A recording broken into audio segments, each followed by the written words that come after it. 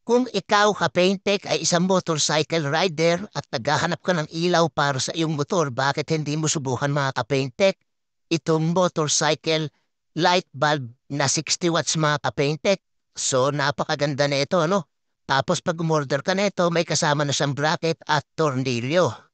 So ito nga pala yung pag light high brightness mga Kapaintek dahil 6-step optional ito na pwede mong pamilian kung ano yung kanyang function mga Kapentek. So eto meron akong 12 volts na power supply dito. Ayan, testingin natin. Nakikita nyo naman mga Kapentek.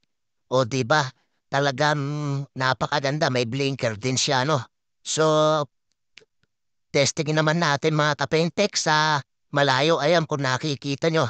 So, talagang maganda siya. Sa gabi, kitang-kita ka talaga ng iyong asalubong mga Kapentek.